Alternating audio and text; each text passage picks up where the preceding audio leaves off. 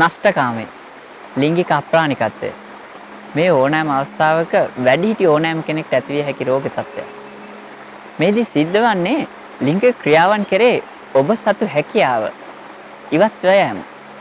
ඒ වගේම ඔබගේ ඒ ලිංගික අවයව උත්තේජනයකින් තොරව ක්‍රියා විරහිතව වීමක් වැනි දෙයක්. එහිදී ඔබට කාමයන් කෙරෙහි ඇති ආශාව ඉවත් වෙනවා. ඔබට ආශාව ඇති වුණත් ඔබට ඒ කිරීමට ඇති හැකියාව ඉවත් වෙනවා. මේ தත්ත්වය ඇති වෙන්න හේතුව කුමක්ද? ඔබ ඒකාකාරී රැකියාවක නිරත වෙනවා නම්, ඔබ නිරන්තරයෙන් පීඩාවට පත් වෙනවා නම්, ඔබ මානසික වශයෙන් තෘප්තියක් වීමක් සිද්ධ නොවෙනවා නම්, ඔබ දුකෙන්, ක්‍රෝධයෙන් සිටිනවා නම්, නිරන්තරයෙන් ඔබ මානසික පීඩාවට පත් වෙනවා නම්, මෙම தත්ත්වය ඇතිවීමට වැඩි ඉඩ කඩක් තිබෙනවා.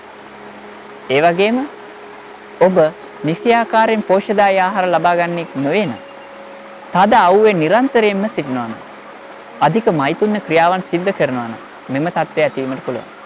ඒ වගේම ඔබේ ඇබ්බැහි වීම, පුරුදු ආදියත් මෙම தත්ත්වය ඇතිවීමට හේතුවක් වෙනවා.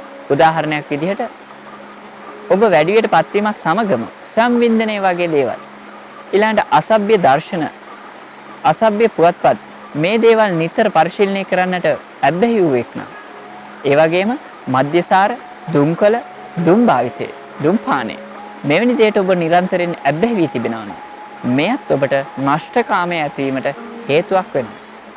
ඒ වගේම ඔබ විවිධාකාරයේ විකෘති කාමාශාවන් සහිත පුද්ගලයෙක් නම් එයත් ඔබව නෂ්ටකාමයේ සහිත පුද්ගලයෙක් බවට පත් කිරීමට හේතුවක් වෙනවා.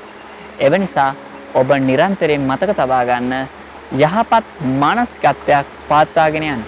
මෙම தත්ත්වය මගහරවා ගැනීමට ඔබ නිරන්තරයෙන් ඔබේ මනස, මානසික ඒකාග්‍රතාවය යහපත් චේතනාවලින් පවත්වාගෙන යන්න. ඔබ ප්‍රීතියෙන් කාලය ගත කරන්න. ඔබ ඒකාකාරී රැකියාවක් කරනවා නම් මේ தත්ත්වෙන් අත් මිදෙන්න. සතියේ එක් දිනයක් හෝ ඔබ විනෝදයෙන් කාලය ගත කිරීමට පුරුදු වෙන්න. ඔබ ව්‍යායාම කරන්න. කැමති නම් යෝග අභ්‍යාස ආදිය සිදු කරන්න.